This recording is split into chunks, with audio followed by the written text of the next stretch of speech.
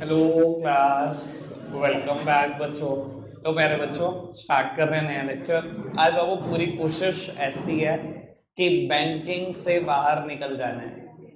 बहुत दिन हो गए भाई, बैंक बैंक बैंक ने दुखी कर दिया। ठीक है जी, आगे बढ़ाते हैं बेटा बात को। हम फंक्शंस पढ़ रहे थे कमर्शियल बैंक के। 3 मेजर फंक्शन पढ़ लिए हैं, acceptance of deposit, lending of fund और बेटा चेक फैसिलिटी। बाबू अब मैं फोर्थ फंक्शन की चर्चा करने जा रहा हूं। फोर्थ फंक्शन का नाम है फंड ट्रांसफर। बेटा पहले प्रॉब्लम स्टेटमेंट आएगी, तभी समझ में आएगा ये सॉल्यूशन बैंक क्यों दे रहा है और कैसे दे पा रहा है। ठीक है जी, पहले प्रॉब्लम समझ लेना। बेटा आपकी एक दुकान है, बिजनेस करते हो, बहुत बड़े स्केल पर धंधा है आपका, और आपकी दुकान है लेट्स सपोज कक्कड़गंज में, सहारनपुर में, और बेटा काम है कपड़ों का। ठीक है बाबू, बहुत बड़े स्केल पे धंधा है। एक एक सिंगल परचेजिंग 50 लाख 80 लाख करोड़ रुपए तक पहुंच जाती है, एक सिंगल परचेज। ठीक है जी, नवंबर दिसंबर में आपका धंधा पीक पर होता है, तो आप अक्टूबर में गुड्स खरीद कर लाते हो। ठीक है, फ्रॉम सूरत। बेटा आज अक्टूबर की कोई डेट है और आप सूरत से गुड्स खरीदना चाहते हो और सहारनपुर में आपकी दुकान है। बेटा आपने आज सोचा था, आज ट्यूसडे का दिन है, कि आप सुबह उठोगे, एक ट्रेन पकड़कर 10 बजे तक दिल्ली पहुंचोगे, 12 बजे फ्लाइट पकड़ोगे, 2 बजे सूरत पहुंचोगे, ऐसे ही शॉपिंग कर लोगे और अगले दिन सुबह तक वापसी पहुंच जाओगे। बेटा आपको सुबह उठ के फेवरिस्ट लगा, आपने सोचा छोड़ो आज स्किप करते हैं, आज नहीं जाते। बाबू आप नहीं जा पाए, 10-11 बजे आप दोबारा उठकर फोन करते हो अपने सप्लायर को कि आप सामान भेज दो, मैं पैसे चेक के थ्रू एक आध दिन में किसी दोस्त यार के थ्रू भिजवा दूंगा। बाबू वो थोड़े प्रोफेशनल लोग हैं, उन्होंने कहा जी हम उधार करते ही नहीं है, और आप उधार भी कितना मांग रहे हो, 70-80 लाख रुपए का, ये तो प्रैक्टिकली पॉसिबल नहीं है। जब हमारे को पैसे मिलेंगे हम सामान आपको तभी दे पाएंगे। उसने बिल्कुल क्लियर ना कर दिया आपको। आपने कहा चलो एक काम करो, आप गुड्स तो भिजवाओ, चेक दे दूंगा। होने का नहीं, पहले चेक भिजवाओ, और खाली भिजवाओ नहीं, जिस दिन चेक क्लियर होगा गुड्स उस दिन निकलेंगे यहाँ से। यानी कि अगर आपका दोस्त 2 दिन के बाद आता है, 2 दिन के बाद मेरे पास चेक आता है, उसके 36 घंटे के बाद चेक क्लियर होता है, तब सोचूंगा गुड्स निकालने। यानी कि 4-5 दिन में गुड्स नहीं निकाल सकता। बाबू क्या आप उसको ऐसा कह सकते हो कि आप एक काम करो, अपना अकाउंट नंबर भेज दो, मैं कैश पैसे जमा करा देता हूं आपके अकाउंट में। सर मैं वैसे बता देता हूं, आप बोल कभी नहीं पाओगे, ये बात मैं थ्योरेटिकली डिस्कस कर रहा हूं।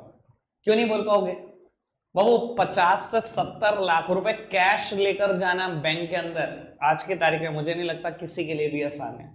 और लेके चले भी जाओगे, सर तैयारी कर रहे हो आप, इनकम टैक्स पकड़ ही लेगा आपको। जैसे ही उसके खाते में 50 से 70 लाख जमा होंगे, वो भी मर गया और आप भी मर गए। तुरंत पूछना है बेटा इनकम टैक्स में से नोटिस भेज के कि कहां से आए 50 से 70 लाख रुपए। वो तुरंत नाम लेगा आपका, आपके पास से आए, इनकम टैक्स हाथ तक पहुंच जाएगा, कहां से लेके आ रहे हो 70 लाख रुपए कैश, कहां घर दबा रखे हैं 70 लाख रुपए नगद। सर कैशलेस इकोनॉमी में इतना कैश होना बहुत रेयर है, इतने पैसे जमा होने में इनकम टैक्स छोड़ता नहीं है, पीछे बढ़ जाता है। समझ में आ रही है सारी की सारी सिचुएशन? तो बाबू कैश जमा होंगे नहीं, सर चेक पहुंचेगा 4-5 दिन में, गुड्स चाहिए आज, आप चाहते हो सूरत से गुड्स आज और अभी निकल जाए। सर उसका सिर्फ एक ही ऑप्शन है, use the facility known as fund transfer. एक फैसिलिटी का यूज करो जिसका नाम है फंड ट्रांसफर। ये बेटा एक सिंगल सेकंड में आपके पैसे सूरत पहुंचवा देगी आपके रेसिपिएंट के बैंक अकाउंट में, एक सिंगल सेकंड में। बाबू इस फैसिलिटी के 2 नाम हैं, आराम से सुन के चलना। फंड ट्रांसफर 2 अलग अलग तरीके से होता है बाबू, प्यारे प्यारे नाम है इनके, आरटीजीएस और नेफ्ट। याद भी आ गया होगा आपको शायद। बाबू आरटीजीएस की फुल फॉर्म है real time gross settlement, real time gross settlement. और बेटा नेफ्ट की फुल फॉर्म है नेशनल इलेक्ट्रॉनिक फंड ट्रांसफर।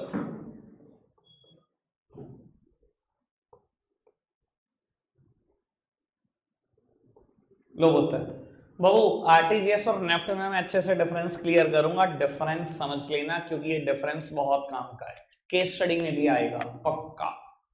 बाबू आरटीजीएस सबसे पहली बात 2 लाख रुपए से ज्यादा के लिए फैसिलिटी इस्तेमाल की जाती है, और अगर बात सिर्फ 2 लाख रुपए तक की हो उसके लिए एक फैसिलिटी इस्तेमाल की जाती है नोन एज नेफ्ट। 2 लाख रुपए से ज्यादा के लिए आरटीजीएस इस्तेमाल कर सकते हो। 2 लाख रुपए तक अगर पैसे भेजने हैं तो कौन सी फैसिलिटी यूज करनी पड़ेगी? Known as NEFT, national electronic fund transfer. बाबू आरटीजीएस की ना अगर आप फुल फॉर्म पर ध्यान दो तो सब कुछ इसके नाम के अंदर समाया हुआ है बेटा। नाम में है रियल टाइम।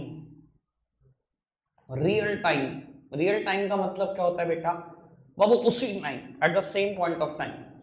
कहने का मतलब ये है बेटा, आपने सूरत 70 लाख रुपए बेचने, आप गए अपने करंट अकाउंट का चेक लेकर आरटीजीएस का फॉर्म फिल कर आरटीजीएस के फॉर्म में आपको बताना होता है मेरा रेसिपिएंट जो है उसका नाम क्या है, बताना होता है उसका अकाउंट नंबर क्या है, अकाउंट नंबर, जिस बैंक में उसका नाम, जिस ब्रांच में उसका एड्रेस, सब कुछ बता दिया आपने बेटा। 70 लाख रुपए का चेक प्रेजेंट करा, साथ में आरटीजीएस फॉर्म। सर आपने 10:01 पर आरटीजीएस फॉर्म दिया, 10:02 होंगे नहीं, आप बैंक से बाहर नहीं निकलोगे, पैसे पहुंच चुके होंगे। आपके पास मैसेज आएगा your account has been debited by rupees this and that, उसके बाद मैसेज आएगा your account has been credited with rupees 70 lakh. 70 lakh आपके अकाउंट से उड़ा दी गए, उसके अकाउंट में जमा भी कर दी गए। इतनी तेज होता है ये काम, समझ में आया? प्रॉब्लम स्टेटमेंट समझ में आई होगी तो सॉल्यूशन बहुत अच्छे से समझ में आया होगा। 10:02 में वैसे पहुंच चुके हैं बाबू, अभी निकल जाएगा सामान सूरत से, कोई दिक्कत कोई परेशानी तो नहीं।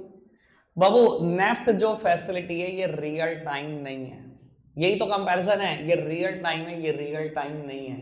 ये फैसिलिटी बेटा बैचेस में होती है।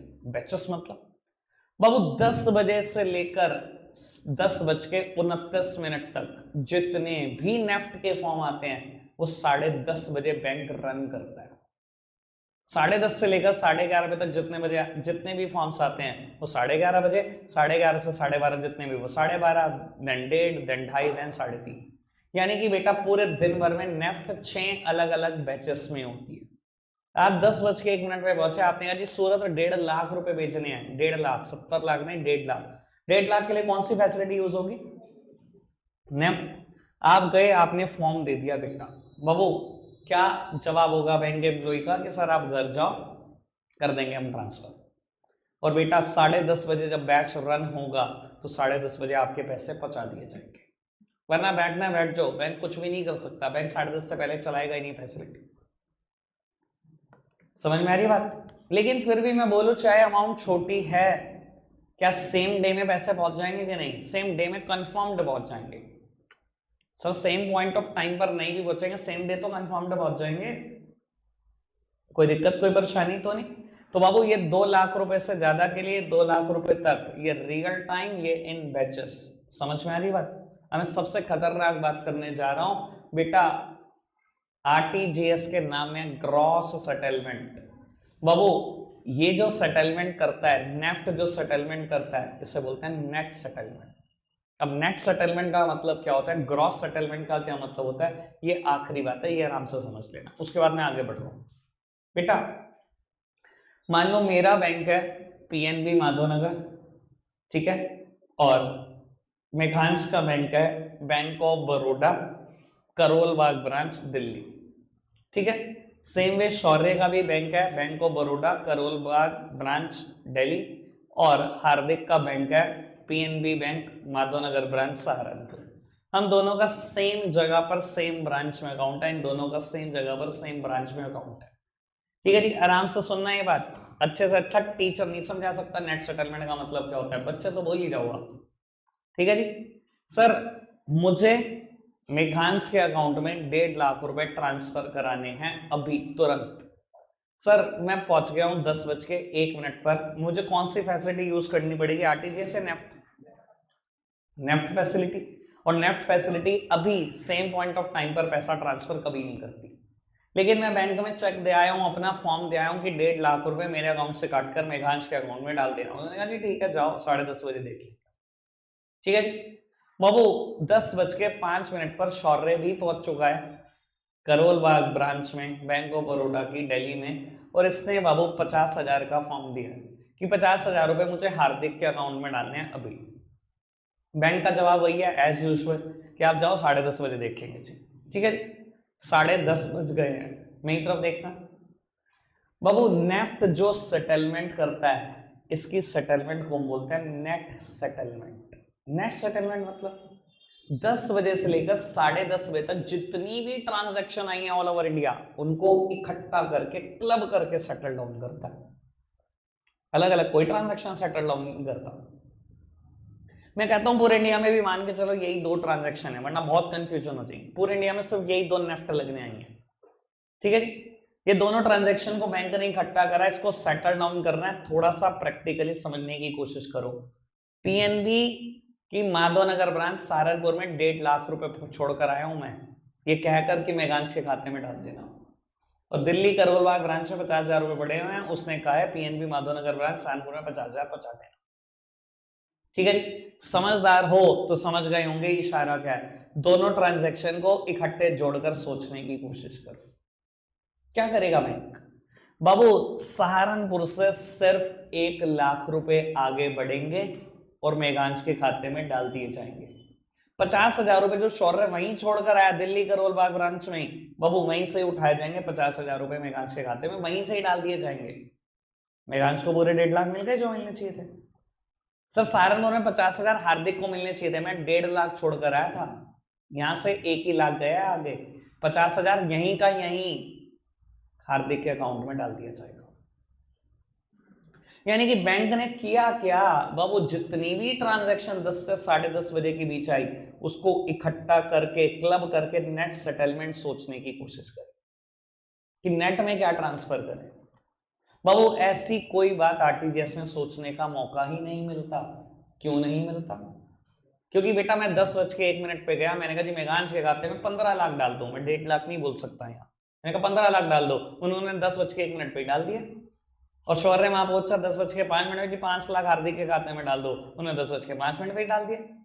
तो सर यहाँ ट्रांजेक्शन कभी इकट्ठी हो ही नहीं सकती, यहाँ सारी ट्रांजैक्शन अलग अलग सेटल डाउन होती है, इसलिए यहाँ जो सेटलमेंट होती है उसे बोलते हैं ग्रॉस सेटलमेंट। ग्रॉस का मतलब ही क्या है? अलग अलग ट्रांजैक्शन अलग अलग सेटल डाउन होगी। और यहाँ जो सेटलमेंट होती है उसे बोलते हैं नेट सेटलमेंट। मतलब 10 बजे से लेकर 10:30 बजे तक जितनी ट्रांजैक्शन आएंगी इकट्ठे करेंगे, सेटल डाउन करेंगे। 10:30 से 11:30 जितनी आएंगी इकट्ठे करेंगे, फिर सेटल करेंगे। ठीक है जी, 3 ही डिफरेंस है, 2 लाख से ज्यादा 2 लाख तक, बाकी दोनों नाम से real time batches, gross settlement net settlement. Have done Babu. Bank के आखिरी फंक्शन की तरफ हम बढ़ चुके हैं, लास्ट फंक्शन है, बहुत सारी चर्चा इसमें भी बकाया भी मेरे पास। बाबू कोशिश करेंगे सारी चर्चा को टच कर दें। बेटा अब मैं बात कर रहा हूं बैंक की अलाइड सर्विसेज की। अलाइड सर्विस मतलब कुछ और नहीं, एक्स्ट्रा सर्विसेज। 4 मेजर सर्विसेज की बात कर चुका हूं, acceptance of deposit, lending of fund, cheque facility, fund transfer. अब एक्स्ट्रा सर्विसेज मैं एक बात बता देता हूं बेटा, बैंक इतने काम करता है कि अगर आप 35-40 लोग बैठे हो तो 35-40 अलग अलग फंक्शन में यहां लिख सकता हूं। इतने काम और करता है 4 मेजर के अलावा। ठीक है जी, पर बाबू अपनी चर्चा को थोड़ा सा रिस्ट्रिक्ट करेंगे, पर मैं फिर भी सोच रहा हूं कि मैं कम से कम 7 से 8 बातें आपको बताऊं। ठीक है जी, पहले आप बता दो किसी विषय पे आप जानना चाहते हो या किसी विषय की आपको जानकारी हो, हैंड रेस करके बताओ बैंक की और क्या फैसिलिटी है, कोई बताना चाहता है तो। हाँ केशव भाई, सबसे इंपॉर्टेंट में लॉकर फैसिलिटी। और कोई 7-8 तो बता ही सकते हो यार, और अगर आप कहोगे और चीजों पे मुझे चर्चा करनी है वो भी करा दूं। फास्टैग सर्विसेज, हाँ ठीक है एक्स्ट्रा सर्विसेज है आज की तारीख में फास्टैग सर्विसेज। वेरी गुड बाबू। फॉरेक्स एक्सचेंज, फॉरेक्स की सर्विसेज देता है। और कुछ बस लैंडिंग ऑफ फंड क्या होता है? मतलब मैंने पूरा लैंडिंग ऑफ फंड लोन समझा दिया, कह रहे एक्स्ट्रा में लिखो लोन, ये तो मेन काम है। इंश्योरेंस मैंने पिछली बार वैसे चर्चा कर दी थी, बैंक कभी इंश्योरेंस नहीं करता, बैंक अपनी दूसरी कंपनियों के थ्रू इंश्योरेंस करता है। PNB Met Life insurance, PNB insurance नहीं करता। एचडीएफसी लाइफ इंश्योरेंस एचडीएफसी की इंश्योरेंस करती है, बैंक कभी इंश्योरेंस नहीं करता। बैंकिंग और इंश्योरेंस हमेशा सेपरेट रहता है, आरबीआई का रूल है। बिल्स बाबू, बैंक आपके बिहाफ पर बहुत सारी पेमेंट करता है, payment on behalf of client, मैं चर्चा कर दूंगा इस पर भी। Payment on behalf of customers. बाबू एक फैसिलिटी जिस पे मैं चर्चा करूंगा ही, debit card, credit card, e banking. चलो बस, अगर आप कुछ और कहोगे तो मैं उस पर भी चर्चा कर दूंगा। फास्ट ट्रैक पे मेरी चर्चा नहीं है, आपको सबको सब कुछ पता ही है। इन बाकी बातों पे तो मैं चर्चा कर रहा हूँ, आप जिस पे और कहोगे मैं उस पर चर्चा कर दूंगा। अगर आप कहोगे जी इंश्योरेंस के बारे में कुछ और जानना है तो मैं पक्का कर दूंगा। आओ सामने देखना, कोशिश करो इसको आज खत्म कर लो, कल नहीं लेके जाएंगे। ठीक है जी, आज मैं आपको बता देता हूँ, छुट्टी 7:20 से पहले पहले हो जाएगी दोनों बैचेस की, मतलब इको का भी मिला लो तो खत्म कर देंगे। ठीक है जी, ऐसे सोच रहा हूं मैं। अगर आप चुप रहे तो बिल्कुल ऐसा ही होगा। ठीक है जी, और लाइट ना आई तो ऐसा ही होगा, 7:15 ही हो जाएगी, बंद ही हो जाएगा सारा तामझाम। बाबू लॉकर फैसिलिटी इधर देखना सब, बस बिल्कुल चुप रहेंगे बेटा। अगर खत्म करने का इच्छुक हो तो पक्का मैं खत्म कर दूंगा, बिल्कुल चुप रहना पड़ेगा, वरना कोई दिक्कत नहीं बेटा, मैच 8 बजे ही शुरू होना है। नहीं मैं नहीं देखूंगा तो क्या हो जाएगा, 5 मिनट के लिए पोस्ट करा दूंगा, तुम कोई डांट दोगे मुझसे, मैं टॉस देख लूंगा। हाँ तो नहीं, फिर अब तुम देख लो, तुम्हें अब इस चीज में खुद रहना है चुप। बाबू बात करते हैं लॉकर फैसिलिटीज की, सब सामने देखेंगे मेरी तरफ। बेटा बैंक में हम लॉकर खुलवाते हैं, वजह कुछ और है और होता कुछ और है, बस यही एक दिक्कत है जो लोग समझते नहीं है। बैंक में हम लॉकर इसलिए खुलवाते हैं, हमें लगता है यार घर में चीजें सेफ नहीं है, भगवान ना करे कोई चोरी चकारी हो जाए यार, सामान उठ जाएगा, यही डर होता है, सबको डर होता है, लोग लॉकर खुलवा लेते हैं, अपनी ज्वेलरी, कैश, प्रॉपर्टी के पेपर, ब्ला ब्ला सब इंपॉर्टेंट चीजें वहां रखते हैं। जबकि बेटा जब किसी भी बैंक का उठाकर लॉकर एग्रीमेंट पढ़ोगे तो पहली शर्त लॉकर खुलवाने की यही है कि कल को आपके लॉकर में से कुछ भी जाता है, बैंक रिफंड एक सिंगल पैनी नहीं करेगा, क्योंकि बैंक को पता ही नहीं होता आपने लॉकर में रखा हुआ क्या। बाद में कहते रहो मैंने डायमंड रखा था, ये रखा था, वो रखा था, बैंक को क्या पता। बैंक को अलाउड ही नहीं है किसी भी ऑफिशियल को जाकर देखना कि लॉकर में क्या पड़ा है। समझ में आ रही है बात बाबू? तो फिर क्या इसका मतलब लॉकर सेफ नहीं है? करूंगा बात, सिर्फ 10 मिनट की चर्चा पेंडिंग रखो, मैं बताऊंगा लॉकर में कितनी सेफ्टी है, क्या है कैसे। बाबू अब मैं बात करता हूं लॉकर की कैटेगरी की। बेटा लगभग 6 कैटेगरी के लॉकर ऑल ओवर इंडिया देखे जा सकते हैं, डिपेंडिंग अपॉन इट्स साइज। बेटा जो सबसे लास्ट कैटेगरी है उसका लॉकर का साइज बहुत छोटा होता है, बहुत छोटा सा ड्रॉर है, बहुत छोटा सा, इतना छोटा सा कि आप ड्रॉर निकालोगे सिर्फ ज्वेलरी रख सकते हो, इसके अलावा किसी चीज का स्पेस नहीं है। ऐसा locker most of the house hold India में बाय करते हैं, मतलब ऑन रेंट लेते हैं। ठीक है जी, बैंक से जब लॉकर लिया जाता है तो उसका एक लॉकर रेंट रहता है, सबको आइडिया होना चाहिए इस चीज का बाबू। और इसके बाद सर साइज बढ़ता चला जाएगा, ये मान लो ई कैटेगरी एफ कैटेगरी का लॉकर है तो ई कैटेगरी थोड़ी सा उससे बड़ा होगा, डी कैटेगरी और बड़ा होगा, और ए कैटेगरी देखोगे तो बेटा एक फुल साइज ड्रॉर है। ऐसा जनरली एक सेकंड पोज कर दो बाबू, ए कैटेगरी या लॉकर साइज में एक फुल साइज ड्रॉर है। ठीक है जी, और ज्यादातर लोग बेटा प्रॉपर्टी के पेपर रखते हैं उसमें, ज्यादातर लोग। ठीक है जी, और मैं बता देता हूं बेटा, मैंने ऐसे भी लोगों को देखा है, ऐसे भी लोगों के बारे में सुना है जो लॉकर में कैश रखते हैं। अच्छा ये बात ना थोड़ी सरप्राइजिंग है, क्योंकि लोगों को लगता है यार लॉकर में कैश कौन रखता है, बैंक अकाउंट में डलवा के रखो ना।